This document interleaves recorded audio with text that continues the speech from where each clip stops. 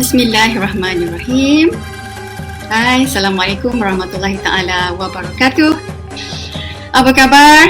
Apa khabar semua sahabat-sahabat FB yang sudi bersama-sama dengan saya, Azian Muhammad Isa dalam Secangkir Kopi Jam 10.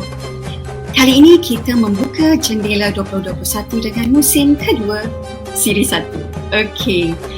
Jadi, saya nak tengok kalau ada siapa-siapa yang ada bersama-sama dengan kita, dengan kami semua.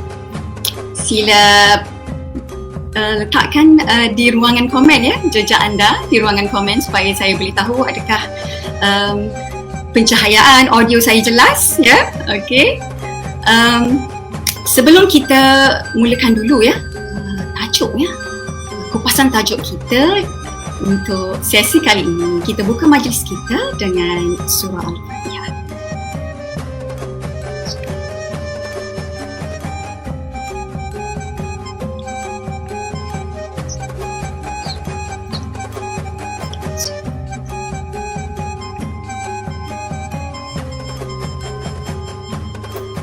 Okey, Alhamdulillah. Terima kasih banyak-banyak. Saya fikir mungkin Dr. Asmiati Ahmad mungkin. Terima kasih kerana bersama-sama dengan kami. Dan ada ramai Puan Mahfuzah Muhammad Zabidi. Terima kasih. Terima kasih kerana meluangkan masa 1 jam bersama-sama dengan kami membincangkan satu lagi topik yang menarik pembuka tirai 2021 iaitu berkenaan tentang penulis dan azam 2021. Okey, baik. Mengapa agaknya kami memilih topik ini Nah, topik ini masuknya tahun baru dia sinonim masuknya tahun baru, bermulalah kita dengan azam-azam yang baru Pada saya, memasuki tahun yang baru itu adalah satu peluang untuk kita merancang dan merefleksi diri kita Adakah yang peristiwa-peristiwa yang telah berlaku sepanjang tahun lepas memberi kesan kepada kita, apakah pengajaran-pengajaran ataupun iktibar yang kita ambil itu semestinya di dalam refleksi itu ada muhasabah, kita audit diri kita. Dan yang kedua, kita mahu merancang supaya tahun baharu menjanjikan sinar yang baharu bagi kita Now, kita semestinya kita sebagai hamba Allah, kita bersyukur kerana Allah memberikan kita peluang untuk hidup Seumpama kita diberikan satu buku baharu penuh dengan lembaran-lembaran yang kosong, sebanyak helaiannya 365 ataupun 366 muka surat yang fresh, kosong. Of course kita mahu penuhkan skrip-skrip di dalam helaian lembaran yang kosong itu dengan skrip-skrip yang positif, dengan skrip-skrip yang lebih baik supaya ia menambah nilai keimanan kita, ketakwaan kita dan juga of course amal soleh kita. Dan of course penulis tidak lari daripada azam penulisan. Kita tahu saya sendiri mengalami azam yang dulu-dulu di-recycle, banyak kali recycle tapi sampai sudahnya tak berjaya. Sampai bila nak recycle Jadi untuk kita membincangkan topik ini, kita mahu menelusuri azam ini, kita mahu kupas lapis demi lapis contoh analoginya seperti sebiji bawang, kita mahu kopek lapis demi lapis. Apakah yang sebenarnya berlaku mengapa kita punya azam ni gagal, asyik duk recycle, repeat azam yang lama namun tak jadi-jadi. Adakah kita sesat dalam lambakan azam kita atau bagaimana? Jadi begitulah, kita nak clarification, kita nak pencerahan daripada Puan Nisa Harun yang kita hormati. Jadi saya silakan Puan Nisa untuk sama-sama berkongsi Okey, kita jemput Puan Nisa Harun. Apa khabar Puan Nisa Harun? Baik, Alhamdulillah. Apa khabar semua? Wah, set baru nampak? Azam musim baru kan? Saya tak sempat nak letak, cuma position je angle. Nanti insyaAllah. Tak apa. Cantik. Alright. Okay, tadi kita dah dengar sedikit introduction, pengenalan mengenai tajuk kita. Kita ni nampaknya sesat dalam azam kita. Kita sesat, kita lost. Apa yang sebenarnya berlaku? What are we missing here? Apakah apakah yang menyebabkan, ada tak benda-benda yang kita rasa terlepas pandang? Okay, so go, the stage goes to you, Fani Sarun, silakan. Baik, bismillahirrahmanirrahim. Assalamualaikum warahmatullahi ta'ala wabarakatuh. Bertemu kita sekali lagi ya. Alhamdulillah dalam musim yang kedua, siri yang pertama. InsyaAllah terima kasih atas sokongan semua. Tajuk ini memang mula-mula kita rasa macam betul ke kita nak ambil topik ni, nampak macam klise sangat kan, nampak macam semua orang bercakap pasal azam baru, tahun baru. Tetapi saya fikir ada sesuatu yang perlu kita lakukan kerana kita asyik mengulang benda yang sama, kesilapan yang mungkin hampir sama. Saya juga melaluinya. Kenapa ni belum habis Januari kita punya azam, tinggal azam je lah kan. Jadi sayang ya, mungkin ada sesuatu. Jadi saya pun selalu bertanya kepada diri, apakah yang berlaku sebenarnya? Di manakah kesilapan saya sebagai penulis khususnya, ataupun sebagai apa-apa sahajalah yang kita pilih untuk kita nak memperkuat azam ke dan sebagainya. Jadi kan saya melihat dalam konteks sebagai penulis begini, saya melihat bahawa menulis ini suatu perjalanan. Writing is a journey, writing is a journey. Dalam perjalanan rupanya memang biasa kita tersesat, tersasar. Kita semua melalui sebarang bentuk perjalanan. Jadi menulis juga ialah suatu perjalanan. Jadi apabila kita berjalan ni, kebarangkalian ataupun potensi kita untuk tersasar dan tersesat itu biasa. Kadang-kadang kita yang tu cantik, yang tu bagus, nak cubalah dan sebagainya. Lepas tu kita pun hilang gitu saja. Kerana ada sesuatu yang tak sesuai dengan kita barangkali. Ada sesuatu yang tak kena. Jadi masanya bagusnya ialah Alhamdulillah pada setiap tahun kita ada peluang untuk menilai kembali, bermuhasabah, melihat kembali di mana kita sesat.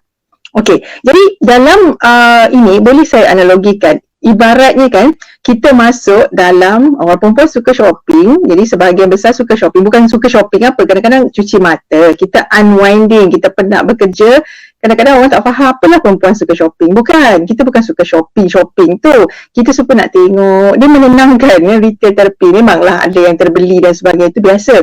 Tapi apa yang saya nak katakan, ibaratnya kita masuk sebuah shopping mall yang baru buka. Dan kita adalah orang antara yang terawal, tapi kita tak mahir sangat dengan tempat tu. Jadi kita masuk dan kita tersesat. Kita lost. Alamak, ni dekat mana ni? Jadi apa kita buat? Apa kita buat? Biasanya kita akan cari di mana yang diletakkan satu macam floor plan kan, peta dia. Kat mana? Ni bangunan ni kat mana? Dan biasanya kan dia akan terus satu tanda, anda di sini. You are here. Kan? Okay, jadi itu yang kita cari. Yang penting iaitu kita locate ourselves. We locate ourselves. Kita ni dekat mana sekarang ni? Kita ni di permulaan penulisan kah? Kita ini di tengah-tengah kah? Ataupun kita sebenarnya dah hujung, dah sampai hujung dan kita sebenarnya dah habis projek lama. Kita sebenarnya sepatutnya dah meneroka projek baru ini yang menyebabkan kita tak tahu nak ke mana. Nak buat apa yang lepas ni? Mungkin yang itu kah? Okay, jadi yang penting kita kena cari diri kita kat mana. Find yourself, cari diri kita di manakah kedudukan kita, dan kalau tak jumpa, kita masih tak tahu kita kat mana, tanya orang lain. Yang ni kita biasa buat kalau dekat shopping mall tu, orang perempuan suka bertanya, kita kat mana? Saya ni kat arah seberapa? Jadi kita cari tempat untuk kita mendapat tahu lokasi kita, kedudukan kita. Ini kita panggil cari apa? Cari orang lebih berpengalaman, cari mentor, cari guru, bertanya, saya ni dekat mana? Patutkah saya menulis genre ini? Patutkah saya menulis benda-benda begini? Saya ni banyak idea lah, saya ni macam mana? Jadi kadang-kadang kita tak nampak di mana kekurangan ataupun kesilapan kita. Kita perlukan orang lain membantu. Ibaratnya, kalau habuk masuk dalam mata, biasanya kita perlukan orang lain yang keluarkan habuk itu. Kita tak boleh nak keluarkan, macam mana kita nak keluar habuk tu sendiri? Nak tiup mata sendiri tak boleh kan, mulut tak sampai dekat mata. Right? Jadi kita perlukan orang lain membantu kita. Jadi daripada situlah kita akan lihat dan kita akan bertanya kepada diri, why are we here? Kenapa saya di sini? Tanya balik. Kalau kita dah locate, kita dah cari kan, kita tak jumpa dah. Tak jumpa, tanya orang. Okay, now the next step is kita dah kita dah tahu kita kat sini, tanya balik, kenapa kita kat sini? Why are you here? Okay, kenapa anda berada kat sini? Are you supposed to be here? Ini soalan berikutnya. Adakah anda sepatutnya berada di sini atau tidak? Mungkin saya sepatutnya silap ni, kena gerak ke tempat lain. Bagi, kenal pasti yang itu dulu. Jadi apabila kita kenal bahawa saya berada di sini sebab apa? Saya tersangkut, saya stuck. Sebenarnya saya stuck. Okey, itu kan saya pernah bincang sebelum ni kan, dalam siri yang sebelum ini, tentang apabila kita ada masalah, kita kena kenal pasti masalah itu. Kita identify. So saya ni sebenarnya sedang stuck lah. Okey, baik, saya sedang stuck. Apabila kita tahu kita tersangka, idea tersangka kah, penulisan tersangka kah, identify, kenal pasti. Baik, apakah tindakan kita? Baik, tindakan kita ialah untuk kita bergerak daripada situ ke ataupun tidak. Ya, dalam pedoman, dalam pandangan orang Melayu, di barat biasanya ataupun dalam sudut pandangan orang barat, dalam perjalanan mereka menggunakan kompas, ya, kompas. Orang Melayu juga kita menggunakan kompas, tapi alat yang kita gunakan itu lebih awal daripada itu. Kita tidak hanya bergantung kepada sesuatu alat sahaja. Orang putih menggunakan kompas. Ini Profesor Diraja Ungku Aziz pernah mengupas dalam buku pantunnya, ya. Kalau siapa yang dapat buku pantun itu menarik sekali. Dalam itu ada dikupaskan. Dia kata orang Melayu tak guna perkataan kompas. Kompas ni perkataan barat yang datang daripada barat. Tapi orang Melayu dah ada satu benda yang lebih awal daripada kompas lagi. Apa dia? Iaitu perkataan dia ialah pedoman. Pedoman. Orang Melayu menggunakan istilah pedoman. Jadi ini, apakah yang kita sedang buat hari ini ialah mencari kembali pedoman kita. Kita sudah hilang arah kan? Maknanya kita hilang pedoman kita. Pedoman ni seolah-olah macam beacon, ya? Iaitu penanda kalau di tepi laut, kapal akan melihat apa? Rumah api. Rumah api itu menjadi pedoman. Itu masih jadi alat kan? Kalau dalam alam Melayu ni, pedoman kita kebanyakannya lihat kembali kepada alam. Misalnya kalau pelayar itu, mereka akan lihat pada bintang-bintangnya. Bintang-bintang inilah yang menjadi penunjuk arah dan pedoman kepada perjalanan dan seterusnya. Dia tersesat biasa, tapi dia cari balik arah itu. Jangan takut dengan, alamak aku ni sudah tersesat, jadinya kenapa? Jangan risau yang itu. Sebab kita ini bukan pokok. Kita bukan pokok dan kita boleh bergerak, insya-Allah. Yang tak boleh bergerak pokok. Pokok perlu dialihkan oleh orang lain. Maknanya manusia ataupun sesuatu makhluk yang boleh menggerakkan dia sahaja yang boleh menggerakkan dia. Kalau tidak, pokok tu kat situ lah. Jadi kalau kita rasa kita, alamak saya stuck dan saya tak boleh bergerak, kenapa? Adakah kita pokok? Bukan kan? Jadi kalau bukan, maknanya tentulah kita boleh melakukan sesuatu. Jadi kita tengok balik, kita dah sesat dia kan ya? Kita sesat, kita rasa kita mesti locate, kita cari balik diri kita. Kalau tak jumpa, cari mentor, cari guru, cari orang yang lebih berpengalaman, kalau bukan guru pun, dan tanya balik kepada diri kita. Why are you here? Kenapa anda di sini? Dan kalau dah jauh, oh yes, I am here. Adakah anda sepatutnya berada di sini? Are you supposed to be here? Betul ke saya patut berada di sini? Atau saya sepatutnya beralih? Ini 4 perkara awal yang saya fikir kita tekankan dulu. 4 perkara ini sebelum kita pergi. Kenapa azam kita macam tak berapa nak menjadi? Dia macam bunga api yang lembab. Kita macam lepas tu habis. Kenapa tak terus rancak sampai ke pertengahan tahun, hujung tahun hendaknya? Okay, kita tengok yang itu dulu. Ya? Yeah? Okey, menarik. Menarik analogi yang diberikan pada Kak Nisa tadi. Saya memang salute lah dengan Kak Nisa. Ratu analogi mungkin kita boleh bagi title. Senang nak tangkap ya. Saya kalau sesat di shopping mall, saya tak reti nak tengok map.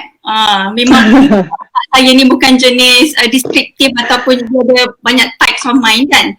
Tapi saya kata saya akan tanya orang yang berjualan di kios-kios kecil tu.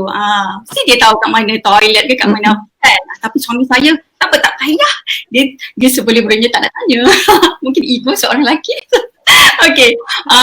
Dan lagi satu yang menarik yang Puan Nisa kongsikan ialah mengenai pedoman ya. Itulah kita sebagai orang Melayu yang kaya dengan tradisi, dengan bahasa, dengan nilai-nilai yang kita rasa sangat-sangat berharga tu, saya fikir kita makin lama makin jauh daripada nilai-nilai itu ya. Sebab itu saya suka sangat bila Puan Nisa apa-apa pun mesti kita reflect balik, kita kaitkan dengan knowledge, ilmu-ilmu lama daripada orang-orang terdahulu kita, ya. Pengalaman-pengalaman mereka dan pedoman, sebenarnya kita hilang pedoman, tersasar sebenarnya, ya Allah. Dan apalah Kak Nisa, ya, tahun 2021 ialah tahun yang mungkin kita dah expect apa yang berlaku, sebab mungkin kita throwback balik daripada bulan 3 2021 di mana kita sekarang berada dalam pandemik COVID, kan. Kita dah expect benda tu berlaku, cumanya mungkin kita ni susah nak adjust, kan. Dan bercakap dengan penulisan kita, okay, kita dah ada kompas, kita ada pedoman, so kita nak pergi mana ni? Kita dah ada orang tunjukkan, tapi kita masih lagi belum ada kekuatan untuk lepas ni kita nak pergi destinasi yang mana? Mungkin Kak Nisa boleh cerahkan daripada sudut tu. Terima kasih. Okey, baik, Sari, sampai pedoman, kan, maknanya kalau kita buka pokok kita boleh bergerak, insyaAllah boleh bergerak, jadi kita ada kapasiti untuk bergerak. Jadi pedoman dari tu dia juga berkait, kita kadang-kadang kita terlupa, ya, kita perbaharui niat kita. Mungkin niat itu yang tersasar juga. Apabila niat kita tersasar menyebabkan pergerakan kita jadi terhalang, sebab dia macam ni, ya, kita kata zahir dan batin tak sekali. Masa kita berniat, batin kita dah kata okey kita nak buat benda ni, tapi zahir dia pergi tempat lain, jadi dia kan dah tak setara. Jadi sebab itu kadang-kadang antara sebab kita stuck juga. Ini saya dapatilah, ini pemerhatian saya, pandangan saya, kan. Jadi niat awal kita apa sebenarnya? Tak ada masalah, ya, kita menulis ni, niat kita memang nak mencari duit, menjadi sastrawan sebelum menjadi sastrawan. Saya kata dengan kawan-kawan, saya bukanlah sastrawan, saya sastrawan. Sebab bila saya menulis, saya pastikan saya dapat pulangannya, dan tak salah pun menjadi sastrawan, sebab itu ialah kerja yang halal. Kita buat kerja dan kita mendapat imbalan daripada apa yang telah kita lakukan itu. Jadi, kan, selepas kita dah tahu, kita dah jumpa dah, kita dah dapat dah kat mana kita sekarang ni ialah masa untuk bergerak. Kita nak ke mana selepas ini? Tentukan. Kita nak pergi satu perjalanan yang dekatkah atau yang jauh? Okey, nak tentukan sama ada dekat atau jauh. Yang ini kembali kepada diri kita. Apa yang kita nak lihat kat sini? Kita nak lihat ialah kapasiti. Kapasiti kita. Ibaratlah kalau kita tengok kereta, nak berjalan mesti ada kenderaan. Tak kisahlah kenderaan kita apa, kita ambil contoh, kita ambil kereta. Jadi kita sekarang ni tengok balik kereta kita, kenderaan kita, okey ke? Rosak ke? Tayar ke? Dan sebagainya. Kita akan check dulu, kan? Kita akan tengok kapasiti kenderaan kita. Ibaratlah tubuh kita ini sebagai kenderaan. Jadi sekarang tanyalah balik diri kita. Kita pakai kereta apa? Kereta kita ini kapasiti dia sejauh mana kita boleh pergi? Okey, kalau rasanya adakah ini masa untuk kita upgrade? Kita perlu tambah memberikan sesuatu yang lebih baik kah, ataupun kita nak kereta lain? Macam mana? Mampu tak? Kalau mampu, misalnya saya selalu berkata kepada kawan-kawan, selepas saya sambung belajar, dan tak semestinya sambung belajar itu satu kepastian lah, mesti nak buat, bukan begitu. Maksudnya ialah apabila saya sambung belajar, saya seolah-olah didorong untuk mengkaji satu bidang yang lain. Saya ada 2 master, kan, master undang-undang, master sastra. Jadi, kan, apabila saya lihat saya terpaksa belajar, bukan terpaksa, didorong untuk mengkaji satu bidang, dia membuka satu dimensi baru.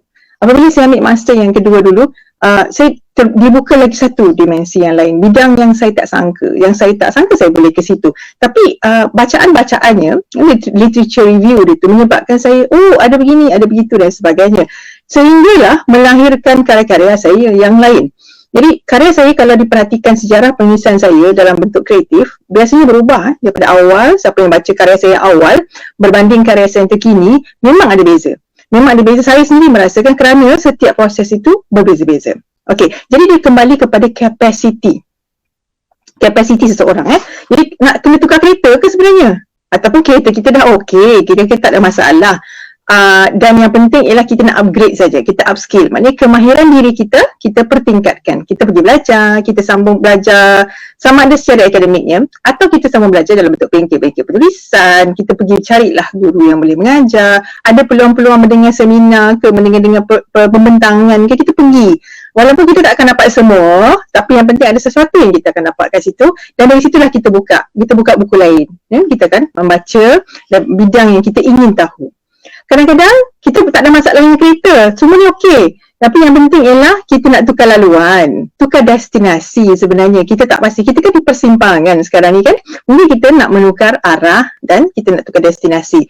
Kita tahu tak kapasiti kita, iaitu dulu dah bincang kan, iaitu kita sebenarnya kita cek balik, dia bukan soal masa sahaja, dia soal tenaga, dia soal keutamaan dalam hidup kita dan akhirnya menentukan jumlah masa yang kita ada, iaitu energy, attention dengan time, kan? Kita dah bincang dalam siri yang sebelum ini ya. Jadi apabila kita tahu itulah kapasiti kita, ibarat kita ada kereta, minyak kereta cukup, kereta semua okey, saya tak jadi pergi Melaka lah contohnya, saya dari Seremban kan, tak jadilah pergi Melaka, tapi dengan minyak yang sama, dengan kapasiti yang ada, saya boleh pergi Kuala Lumpur, saya boleh pergi ke utara. Begitu. Ini maknanya yang nak berlaku sekarang ini ialah perubahan arah sebenarnya. Kita tak yakin bahawa kita boleh berubah. Kita biasa pergi Melaka je, biasa pergi selatan je. Why not? Kenapa tidak? Sekarang ni kita tukar arahnya. Kemungkinan kita akan dapat satu pengalaman baru. Jadi ini yang sebenarnya sedang berlaku. Dan kita sebenarnya takut nak berubah arah. Kenapa? Kita sebenarnya ada ketakutan untuk keluar daripada zon yang selesa. Zon yang selesa ini yang tak terbukti bagus, tapi di zon yang selesa ini kita tidak akan berkembang. There is no growth, tidak ada perkembangan dalam zon yang selesa. Selalunya macam tu. Jadi kalau nak berubah, nak berkembang, kita memang kena keluar daripada zon yang selesa. Kalau dalam dulu orang dulu dia pergi merantau. Kenapa dia pergi merantau? Kerana apabila dia merantau dan mendapat pengalaman baru inilah yang akan menjadikan dia lebih baik daripada sebelumnya. Okey, jadi kita lihat kapasiti. Dan daripada situlah kita akan tahu sekarang ni tenaga kita, keutamaan kita dan masa kita. Selalunya kita ini selalu terlupa. Bukan kita tak tahu, kita tahu. Kita sebenarnya ada 24 jam. Dan 24 jam, tak ada sesiapa kat sini yang ada 25 jam. Tak ada. Jadi kita kena ingat bahawa 24 jam nampak 24 je kan? Tapi sebenarnya hakikatnya ialah apa dia? 3,600 minit. Dan sebenarnya 24 jam itu bersamaan dengan 86,400 saat. Nampak? Banyak tu. Maknanya setiap hari ibaratkanlah ini sebenarnya ialah modal. Bayangkan Allah punyalah baik bagi kita modal setiap hari refresh dapat 24 jam iaitu 3,600 minit ataupun 86,400 saat. Betapa baik Allah bagi. Tak adalah besok pagi kita bangun dah tinggal 2 jam je. Alamak, hari ni 2 jam. Tak ada. Tak ada. Memang 24 jam. Semua orang dapat 24 jam. Dan dalam tempoh yang sama itu juga, tenaga kita ni, kalau kita cukup rehat, kita cukup recharge, besok pagi kita fresh. Macam malam tadi kita dah rehat lah. Contohnya, pagi ni kan fresh, segar, dan kesegaran ini akan luntur. Dia akan turun kan? Kenapa? Sebab kita akan gunakan tenaga kita. Jadi apabila kita tahu amanah masa ada amanah dekat situ, Allah bagi kita masa, kita apakan dengan masa itu, kita akan lebih berhati-hati. Kita akan lebih berhati-hati dalam kita menjaga amanah ini. Dan di sini nanti kita dah reflect ni tadi, dah cari diri, dah tahu kapasiti diri, baru sebenarnya kita boleh bergerak seterusnya insya-Allah untuk kita nak hadapi. Kita nak hadapi kenapa azam kita ni macam tak berapa nak jadi. Cuba tengok dua keadaan itu. Kita sekali yang pertama tadi sebenarnya kita mencari diri lah. Mencari diri kita kat mana, di manakah kita. Dan yang kedua kita mencari kapasiti diri kita. Kalau tak jumpa lah. Kalau jumpa alhamdulillah. Mengenal pasti balik, cek balik apakah kelebihan kita, apakah kekurangan kita. Jadi dua perkara ini, 1 dan 2, kita nampak kan? Kita dah tengok daripada dua keadaan tadi, dah jumpa diri, dah jumpa kapasiti. Now, next kita tengok macam mana ya? Alright. Saya terlupa dengar. Okay. Tadi kita diibaratkan sebagai kenderaan. Okay. Sebab kita nak tahu kapasiti kita. Sebab kadang-kadang azam yang kita letakkan kadang-kadang tak bersesuaian, tak realistik dengan kemampuan kita. Kita punya kapasiti tubuh kita ni maju, tapi kita nak seolah-olah kita nak bawa kereta super Ferrari. Memang meletup kan. Jadi itulah tuan-tuan, sebab itu kami mahu sahabat-sahabat semua tolong share kita punya perkongsian ini sangat-sangat berguna sangat-sangat bermanfaat bagi penulis-penulis yang masih lagi terkapai-kapai mencari azam yang sesuai, selari dengan impian dan selari dan sesuai dengan kemampuan. Okey, kita dah tukar laluan. Saya suka tu, kita change our perspectives. Kalau katalah kita ni Myvi, kalau kita tak mampu, kita tak perlulah nak invest banyak-banyak duit semata-mata nak laburkan duit tu nak beli Ferrari kan, betul tak?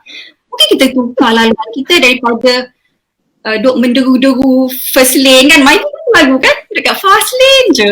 Cuba buat second lane, tengah-tengah tu adalah orang belakang disgusted ataupun slow lane sesuai dengan kemampuan kita. Jadi sekarang ni kita dah buat dah. Kita dah ada kompas, kita dah ada pedoman. Lepas tu mentor kata, awak ni tak sesuai buat cerpen ni. Cuba buat non-fiction. Kisah hidup mungkin anekdot kan. Tapi tak nampak hasil. Dah berkobar-kobar nak buat tapi susahnya. Macam it takes a lot of time and energy sebab tak nampak outcome. Sebab saya sebutlah seeing is believing kan, orang kan. Selagi tak nampak hasil tu kita tak percaya diri kita, tak yakin. So macam mana ni? Apa sebenarnya yang berlaku? What happened? So kita silakan Kak Lisa. Okay. Baik, betul-betul. Sebab akhirnya orang bertanya, mana buku? Mana karya? Ni dah tahun 2021, mana karya kan? Sebab kita sentiasa layan pula persoalan begitu dan menyebabkan kita unnecessarily stres. Kita stres yang kita bawa masuk. Sebab stres ataupun perasaan-perasaan negatif ini, dia sebenarnya kita yang kawal. Dia seolah-olah macam kapal. Kalau kapal tu, kapal takkan tenggelam di laut kecuali ada kebocoran. Dan bocor itu kalau kita yang kawal. Maknanya kalau kita kawal perkara-perkara itu, kapal tak tenggelam. Kapal memang boleh berlayar. Okey? Kekurangan-kekurangan itu sekiranya dikawal. Sebab tu kapal perlukan maintenance. Maintenance maknanya penyelenggaraan dia. Apabila disenggara dengan baik, biasanya kapal tak tenggelam. Tetapi bila kita benarkan stres-stres ni masuk, yang inilah yang makan diri. Kita yang benarkan benda-benda negatif ni masuk dalam diri kita. Kita kena ada apa kita panggil self-control. Self-control ini memang nanti kita cerita dalam bab yang lain lah bagaimana kita nak buat self-control. Memang susah, kita kena kawal diri. Saya juga selalu kadang-kadang terlepas kawalan menyebabkan dia diganggu. Dia diganggu oleh banyak hal yang menyebabkan akhirnya kita susah nak menulis. Okey, kenapa ini berlaku? Kerana antara punca kegagalan tadi yang saya dapat lihat ialah kerana selalunya orang fokus kepada hasil tadi. Itu yang Ian sebutkan, outcome. Dia fokus kepada hasil. Mana buku ni? Mana karya ni? Orang yang banyak hasil itu dilihat sebagai orang yang berjaya. Tak salah pun. Betul. Memang antara contoh orang yang berjaya ialah hasil dia banyak. Productivity kan. Tetapi kalau kita dalam proses lagi, kita tahu kita ada hasil cuma belum sampai, yang kita patut fokus bukannya hasil itu. Ini yang akan mengecewakan. Belum habis Januari lagi, belum habis tahun baru Cina, kita punya motivasi dah turun ke lantai. Bukan turun ke mana, turun ke lantai. Daripada atas tadi kat langit dah sampai ke lantai dah. Sebab apa? Sebab kita fokus kepada outcome iaitu hasil. Jadi apa kita patut fokus? Kalau banyak baca buku tentang ciri-ciri orang berjaya, kebanyakan yang saya temui ada satu persamaan, iaitu mereka tak fokus pada outcome ataupun mereka tidak fokus kepada habit. Dia tak fokus kepada hasil. Dia fokus kepada habit sebenarnya. Okey, saya ulang. Maksudnya mereka tak fokus kepada hasil, mereka menumpu kepada kelaziman. Okey, mereka tak fokus kepada outcome, mereka fokus kepada habit. Ada banyak buku kan, ada banyak judul yang kita boleh carilah, baca The Atomic Habit, The Power of Habit, macam-macam. Jadi kebanyakan yang saya temui, orang-orang yang berjaya ini, yang high performance, mereka bukan fokus kepada hasil. Hari ni nak dapat apa, hari ni nak dapat apa. Mereka akan fokus kepada habit dia, maknanya kelaziman dia. Jadi kelaziman ini yang ditumpukan akan memberikan hasil. Jadi maknanya yang diperbetulkan pada setiap hari ataupun yang diulang-ulang pada setiap hari ialah kelaziman. Apa dia kelaziman itu? Ini tadi kalau saya boleh berikan dalam bentuk equation, iaitu lazim kuasa 10 lah. Saya bagilah kuasa 10 Kalau kuasa 20 kan melampau pula kan. Kuasa 2 sikit sangat. Okey, maknanya apa? Maknanya dia mengulang tau. Lazim. Buat habit dia tu, dia ulang dan terhasillah. Terhasillah apa yang dia nak cuba dapatkan tadi. Okey, nampak tak begitu? Saya cuba gambarkan demikian. Jadi maknanya habit itu. Jadi apabila yang difokuskan ialah habit, maknanya apakah habit? Habit ini dia akan maknanya apa yang dia selalu buat. Kalau setiap hari, habit ni kita biasanya kan kita buat, kita tak fikir tau. Dia automatik je, habit. Yang mana habit? Nampak je cermin terus betulkan tudung. Habit kan? Tak perasan nampak je cermin, orang perempuan nampak je cermin, terus betulkan tudung. Reality check. Nampak cermin je terus gitu. Orang perempuan selalu kan dia habit tau. Benda itu dia tak sedar pun, kadang-kadang dia tak perasan. Nampak cermin sekarang lalu dekat shopping mall, lalu terus okey tak baca aku ni. Saya ingat tu. Alamak, macam tu. Habit ya. Jadi kebiasaan. Benda itu dia buat secara subconscious. Dia tak perasan, dia tak sedar. Tapi dia tahu dia buat, tapi dia otomatik dia tangan dia terus nak pegang. Nampak cermin, alamak, tudung tak betul. Macam tu. Okay, habit. Jadi yang nak dibetulkan tadi ialah habit tadi. Maknanya kita boleh ubah. Macam kita nak ubah? Diubah kepada, kita nak tukar kepada apa? Sebenarnya kita ubah kepada perkara yang kecil-kecil lah. Nanti saya tunjukkan Kita kena nak ubah ni, jangan mendadak. Perubahan mendadak boleh sekejap je, tapi dia tak kekal lama. Contoh dalam pemerintahan, ingat tak masa kita belajar sejarah dulu kan? Kita belajar pemerintahan Jepun buat perubahan mendadak macam-macam. Dia paksa orang, dia pancung orang dan sebagainya. Orang takut dan orang memang berubah. Dapat orang Jepun semua terus tunduk, nampak apa-apa saja berlaku perubahan yang begitu mendadak dan ketara, dan hasilnya memang betul. Tetapi kan tak kekal lama. Dan sifat-sifat orang Jepun yang positif itu pun tak masuk dalam diri kita, kesan daripada penjajahan katalah tahun 1942 ke atas tu. Tak berlaku pun. Tetapi budaya-budaya yang lain, contohnya budaya dari barat budaya dari barat, penjajahan minda dia sikit-sikit. Tak perasan, tapi kita buat. Dan akhirnya kita terpengaruh dan kita melakukan yang kita tak terfikir pun kita akan lakukan, dan kita masih melakukannya pada hari ini. Itu saya tak nak bagi contoh dia apa dia lah. Tapi fikir sendiri cuba tengok kesan daripada barat itu sebenarnya lebih berkesan, lama kesan dia berbanding dengan perubahan yang mendadak. Jadi kalau katakanlah kawan kita daripada tak pakai, anak kita lah bukan kawan kita, anak kita daripada tak pakai tudung, kita paksa dia pakai tudung. Memang berkesan, besok dia pakai tudung. Boleh je. Tetapi berapa lama kesan dia?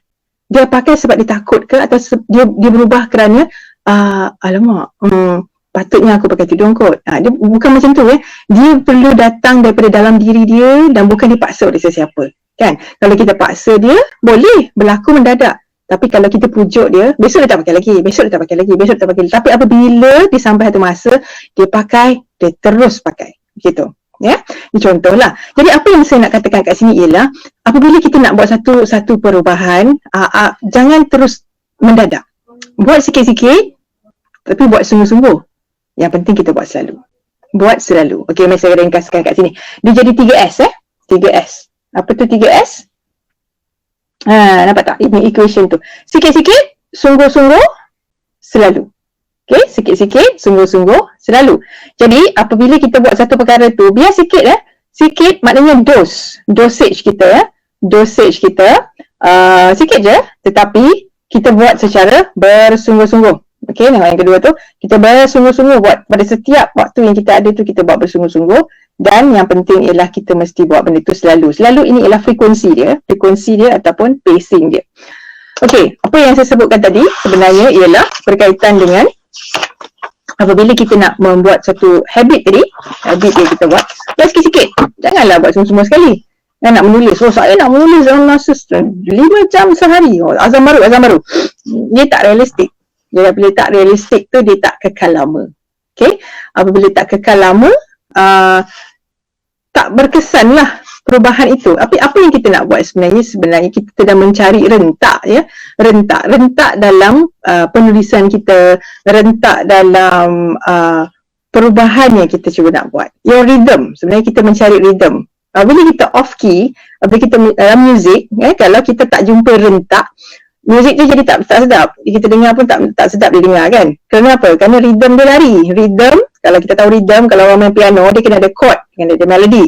Okay, rhythm tu lari. Jadi kan, nak tengok sebenarnya mungkin ada yang tak berapa jelas ke antara habit, kadang-kadang pernah dengar kan perkataan rutin? Jadi kita tengok macam mana lepas ni. Okey, tengok kita kembali selepas ni. Alright. Okay, satu ratu analogi, satu lagi ratu persamaan. Tiba-tiba saya jadi guru matematik lah. Yang dulu tak adalah minat sangat buat matematik ni kan. Belajar macam tu je. Barulah kita tahu application matematik tu dalam kehidupan hari. Cakap kat anak-anak, matematik is very important. Kita tak pandai sekarang tapi you akan nampak in the future dia punya aplikasi dalam kehidupan. Okay. Okay, saya tertarik bila Kak Nisa kata yang habitnya. Habit ni sebab saya perasan habit ni kalau orang Melayu panggil tabiat lah kan, kita punya tingkah laku kita. Ramai yang message saya, PM saya, Kak Yan macam mana Kak Yan rasa confident ya bila buat live ni. So saya begini, saya pun mula-mula memang sekarang ni pun saya masih lagi belajar ya. Cabaran kita sendiri adalah kita nak mencabar diri kita untuk menjadi lebih baik daripada semalam. Itu kita punya aim, goal kan. Every time, every day kita kata hari ini lebih baik dari semalam. Bila orang tanya bagaimana nak jadi lebih yakin, kita kena faham keyakinan itu bukan feeling lah. Pada saya dia bukan a sense of feeling, tapi kita tukarkan confidence tu ya. Confidence itu sebagai satu kata kerja. It's a verb actually. Bila kata kerja, maksudnya kita kena kerja, kita kena drive towards nak dapatkan keyakinan tu. Jadi, kalau kita boleh apply kan dengan apa yang Puan Nisa kata, dia berbalik-balik pada kita punya habit, tabiat kita. Selalu, belum apa, sikit. Sikit. Sungguh-sungguh, selalu. Saya akan menghasilkan yang kita kata outcome. That feeling is the outcome. Sebab macam Kak Nisa pernah cakap kat kita kan, kita penulis ni kita bayangkan kita akan berada di pentas PWTC meluncurkan buku atau novel terbaru. Itu yang kita fikirkan. Tindakannya bagaimana? Habit kita tu bagaimana? Dan boleh kita saya pun tak agak keliru daripada perkataan rutin dengan habit. Adakah dia yang sama, rutin akan menjadi habit ataupun dia adalah dua perkara yang berbeza? Mungkin Kak Nisa boleh cerahkan lebih pencerahan, okey? Okey, baik. Dia begini, membayangkan bahawa kita akan berada di pentas menerima anugerah, pelancaran buku dan sebagainya, itu perlu juga. Sebab itu ialah motivasi kan, kita kena letakkan. Kalau boleh kan, katakanlah buku belum siap, buku belum siap, tak apa. Cuba letakkan satu dummy, kita panggil dummy buku yang kita sedang kerjakan, dummy dia. Kadang-kadang saya suka apabila buat satu projek penulisan, saya sengaja je print satu muka surat hadapan tu, konon-konon macam saya punya kulit buku lah, tampal dekat depan, jangan terlepas kat belakang. Belakang ialah kejayaan kan. Saya kata, pernah sebut dalam Facebook saya dulu, belakang ialah kejayaan. Jangan tengok lagi ketika kita buat kerja. Itu dekat belakang. Dekat depan. Tampal dekat depan kerana ini ialah yang nak kita capai. Letak dekat depan kita. Jadi kalau ada poster depan, letak di depan kita punya kulit buku. Okay, kulit buku tu. Dan boleh je kita bayangkan bahawa kita letak satu gambar bahawa kita sedang menerima anugerah ke. Tak apa. Itu ialah target. Okay, kita perlu ada satu destinasi kan. Kita nak satu hari nanti, itu dia akan feed, kita kata dia akan masuk ke dalam subconscious kita. Dia macam doa juga ya, hari-hari kita tengok bahawa satu hari nanti aku akan berdekat pentas tu, satu hari nanti. Sebab dulu saya ingat masa remaja pun, saya selalu membayangkan satu hari nanti nama saya, sebaris nama saya tu akan terbit dekat dalam apa-apalah majalah ke, aku tak tahu nak panggil apa time tu, tak tahulah itu nama dia byline. Okay, saya bayangkan itu je satu hari nanti. Saya tak fikir pun bahawa saya nak tulis cerpen ke, tulis sajak ke, artikel ke, tak ada. Tapi saya kata satu hari nanti ada satu tajuk, bawah tu ada nama saya, ada Nisa Harun dekat situ. Oh, mesti best. Itu je dah angan-angan saya masa kanak-kanak. Tapi angan-angan itu terus hidup dalam kepala. Okay. Jadi tadi kan soalan ni tentang habit. Memang itu memang angan-angan kita, tak apa, letak je. Angan-angan yang tak dikerjakan dia akan terus jadi angan-angan.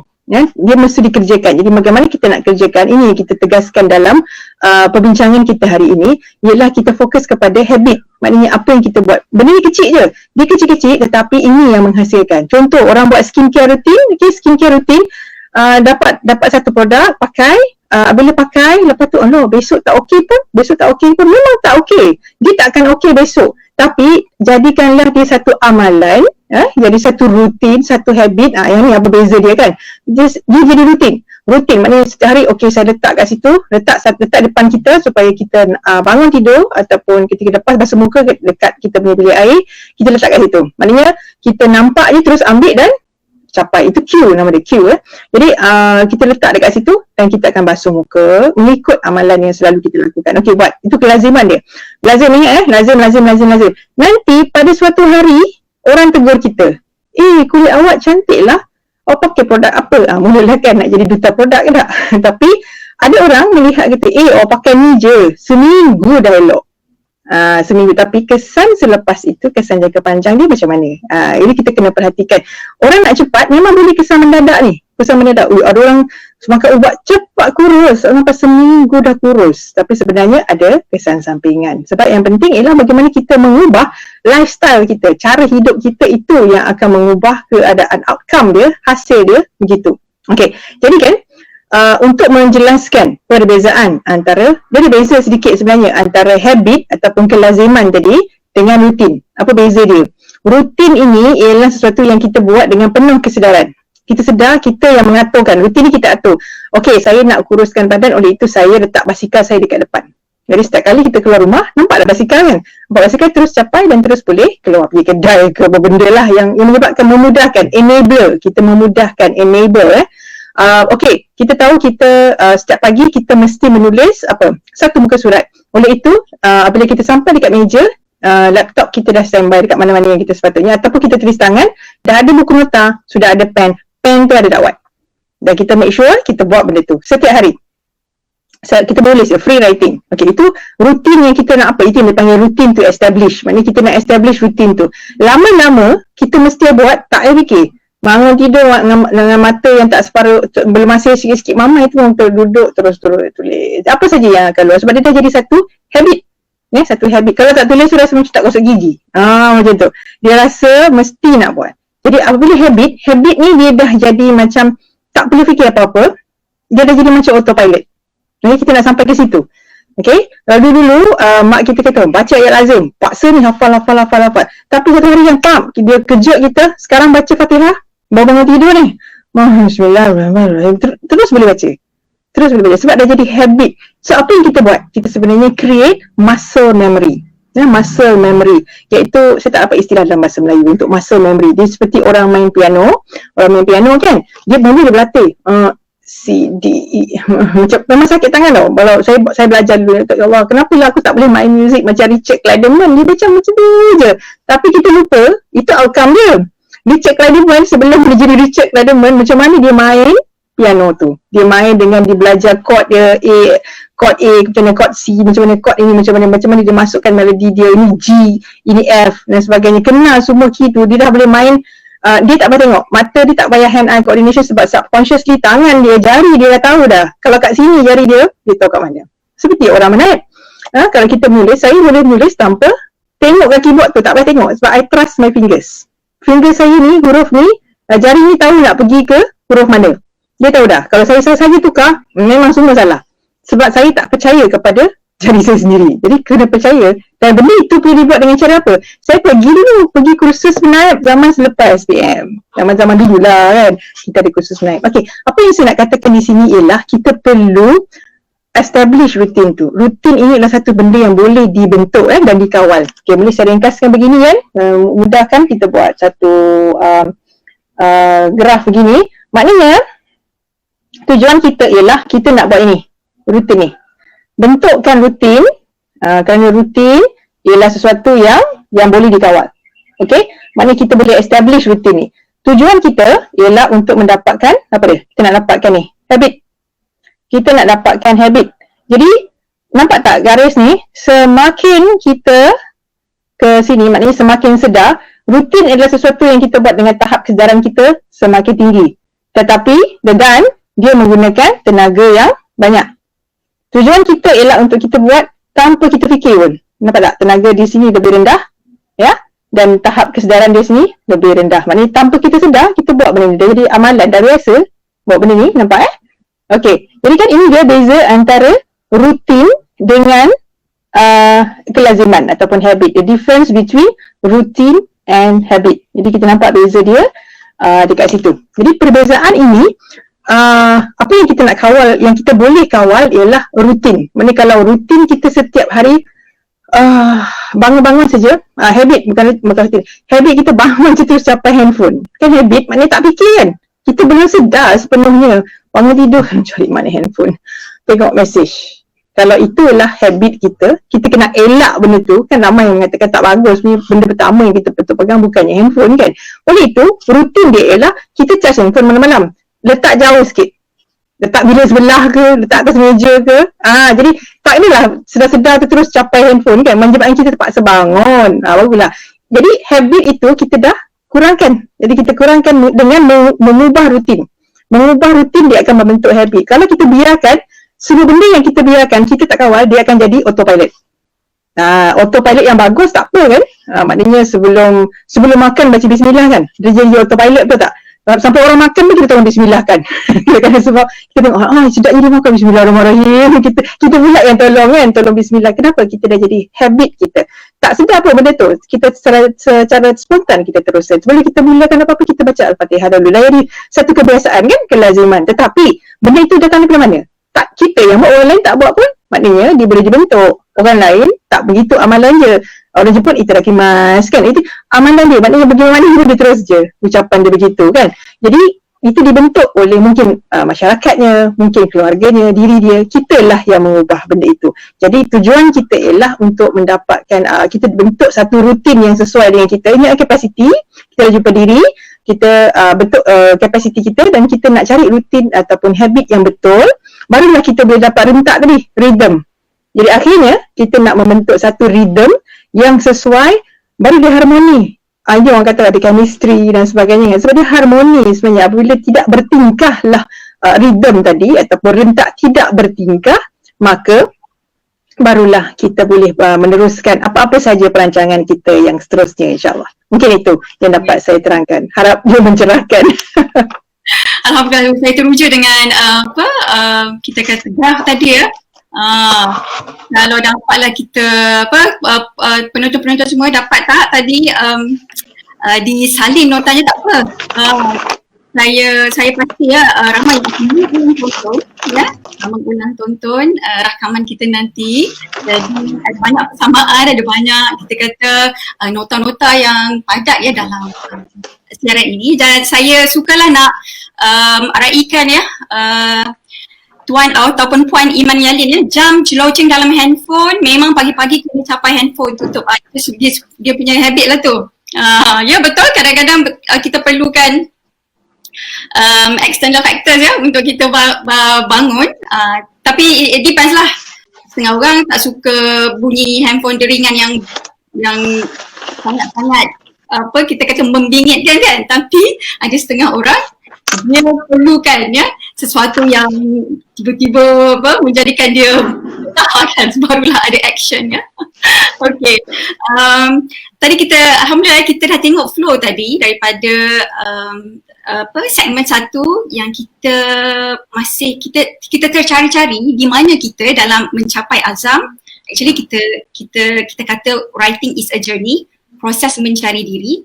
Bila dah dapat, dah kenali ya diri kita dah tahu kita kat mana dan kita teruskan untuk mencari kita kita kata destinasi yang baru yang kita kata tadi mengikut capacity. Adakah kita azam penulisan kita berupa short term project ataupun long term project? Mungkin dalam tahun 2021 ni ya kita ada dua gabungan short term project and long term project yang kita boleh aturkan.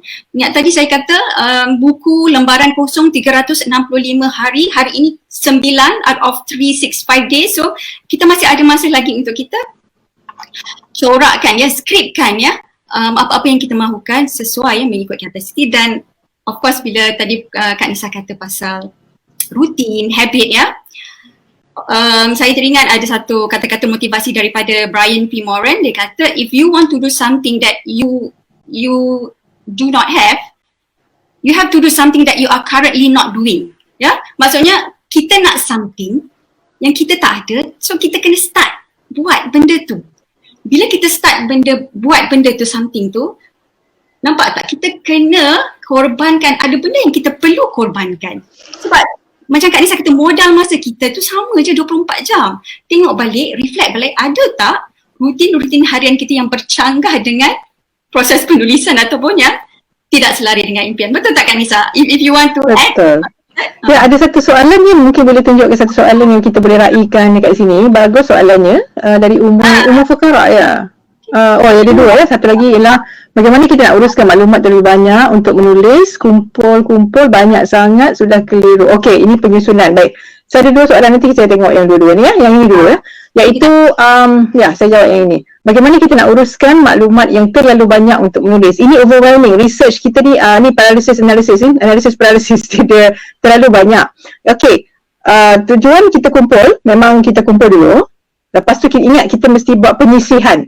You must sort, mesti sisihkan. Penyisihan berlaku dengan cara kita kategorikan.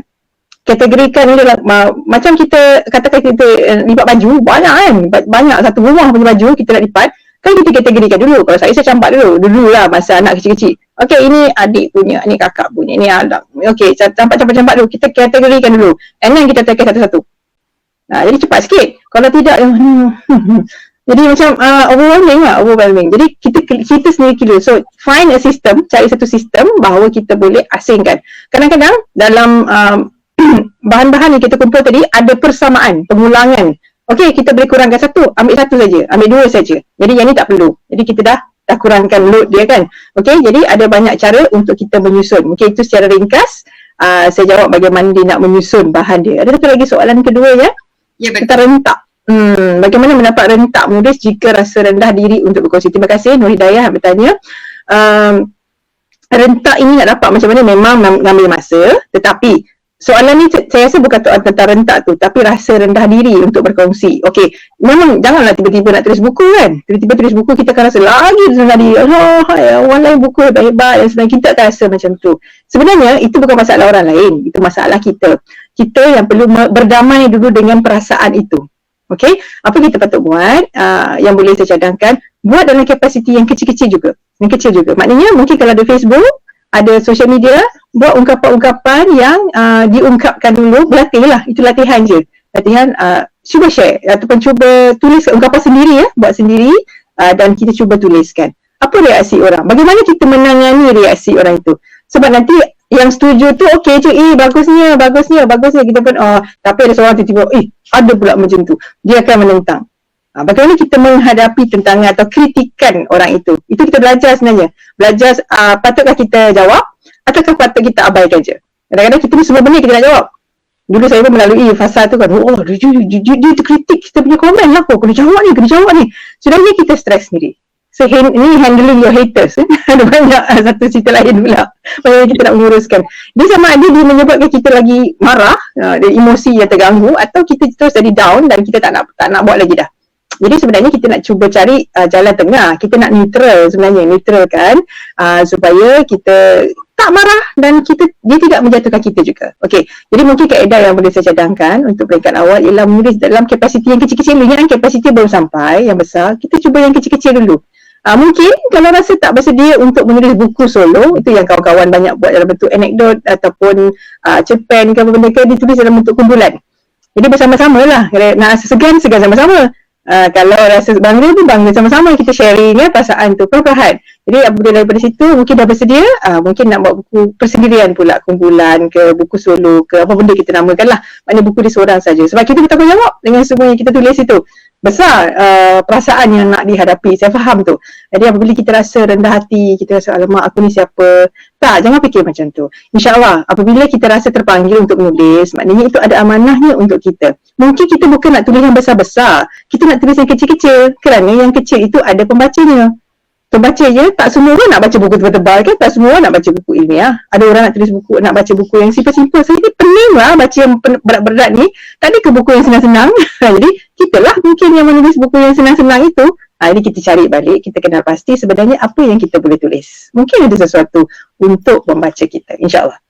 InsyaAllah, Alhamdulillah. Terima kasih ya Kak Nisa. Ya, bagus soalan soalan daripada Puan Nur Hidayah tu. Rendah diri ni dia lebih kepada kita punya, saya rasa semua orang ada perasaan begitu, tetapi bagaimana kita mengurus menghadapi perasaan rendah diri itu. Dan of course untuk menghilangkan rendah diri itulah berbalik kepada kita punya tindakan tadi, apa yang kita nak buat ya. Daripada rasa tak confident, nak jadi confident tu dia perlukan latih to be, kelaziman ya. Lazim puasa 10 barulah kita nampak natural. Itu pun masih ada lagi rasa fear. Itu perasaan normal. Sedar tak sedar Kak Nisa, kita dah hampir tutup tirainya ya. Sebelum tu ya, saya nak raikanlah kepada sahabat-sahabat semua yang sangat setia bersama dengan secangkir kopi jam 10. Terima kasih pada yang mungkin menonton saat ini baru buka. Terima kasih banyak-banyak ya, boleh ulang tonton kerana ia bersifat rakaman, boleh ditonton banyak kali. Dan saya juga setiap kali habis siaran saya akan pancarkan melalui YouTube saya. Dan ada juga saya nak kongsikan berita baik, boleh tak? Berita gembira. Boleh, silakan. Okey, saya terpanggil juga nak cerita sebab dia related dengan apa yang Nur Hidayah cakap tadi ya, pasal rendah diri. Semalam saya telah lancarkan e-book pertama saya, karya solo saya yang bertajuk Tips Suri Menulis. So sebenarnya saya fikir benda ni untuk dapatkan kita kata branding suri menulis ni, saya bukannya dapat semalam 2 hari lepas tu saya terus lancarkan. Dia bermula daripada tahun saya rasa 2018-2019.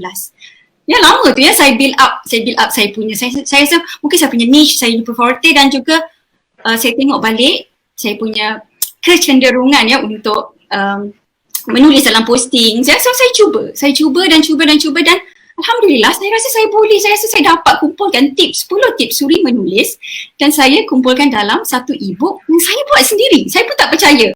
Dari segi layout design saya buat sendiri. Saya macam okay, saya ambil masa 2 minggu. Of course dengan bimbingan nanti kita boleh cerita ya, ini adalah semua inspirasi saya Puan Karionisa Hamzah ya, yang sangat bertungkus lumus ya. Dia buat belajar Canva online tu 3 jam dia punya live saja, tapi saya tengok sikit-sikit. Ada masa terlepas saya tengok dalam setengah jam, so saya ikut dia punya step. So jadi mungkin kita boleh jadikanlah mungkin inspirasi, dan siapa-siapa yang mahukan buku saya ada bagi diskaun je. Harga pengenalan RM20. Boleh terus tengok dekat saya punya Facebook, ada link tu, just tekan dan insyaAllah lah. Mungkin ambil masa sebab dia buat manually ya, saya tak ada sistem automated lagi. So kalau lambat tu minta maaf lah ya. Okay, so macam mana kita nak wrap up ni? Mula-mula saya mengucapkan tahniah atas penerbitan e-book tadi. Suka saya dah tengok, saya belum tempat tapi saya dah like tadi, orang pertama yang like. Memang suka sangat dengan penerbitan buku ini. Dia sangat diperlukan pada saat saya rasa ramai orang mencari-cari kan. Jadi sebenarnya kita mengisi sebarang kekosongan ataupun kelompangan yang amat diperlukan. Jadi tahniah setinggi-tingginya daripada secangkir kopi dah terbukti kan menjadi wanita yang terampil dan bestari. Alhamdulillah, ini satu produk yang saya fikir perlu diraikan. Jadi terima kasih banyak Yan, kerana kita bertahniah juga, kita sama-sama telah meneruskan. Terima kasih kepada penonton yang setia, terima kasih kepada yang berkongsi video ini supaya dapat diulang tonton berkali-kali. Jadi saya fikir untuk segmen ataupun siri yang pertama ini kita harapkan dapatlah membangkitkan semangat untuk kita terus menulis pada tahun 2021 ini. Cukup-cukuplah kita terkejut dengan pandemik, memang dah setahun dah pun. Jadi kita terima sajalah, kita adjust diri kita bahawa kita memang tak boleh nak menulis seperti dulu, kita menulis dengan cara yang baru. Jadi ini ialah peluang. Anggaplah tahun baru sebagai bab baharu dan kita mendapat peluang yang baru. masa yang baru, tenaga yang baru insya-Allah untuk kita meneruskan. Ingat, kita fokus kepada habit, kita fokus kepada kelaziman. Outcome itu ialah efek dia, kesan daripada habit ataupun kelaziman yang berulang-ulang. Itu dulu. Terima kasih banyak. Insya-Allah kita bertemu lagi pada siaran yang akan datang yang insya-Allah kita tentukan selepas ini. Okey, kembali kepada ya. Okey, terima kasih banyak-banyak Fani Saharun. Ya Allah, terima kasih banyak-banyak ya atas ucapan tahniah. Alhamdulillah. Moga-moga saya pun doakan agar ini milestone yang saya akan jadikan batu loncatan untuk lebih produktif dalam berkarya, insya-Allah ya. Jadi terima kasih kepada semua yang sudi meluangkan masa selama 1 jam anda yang berharga untuk mendengar pengisian. Saya haraplah ada ya, walaupun tak banyak tapi ada juga mutiara-mutiara kata yang dapat dikutip daripada Puan Nisa Harun, daripada perkongsian saya sendiri. Moga-moga tahun 2021 merupakan tahun yang penuh dengan refleksi dan juga penuh dengan perancangan yang berkesan, insya-Allah. Jadi kita tutup majlis kita dengan tasbih kifarah dan surah Walas.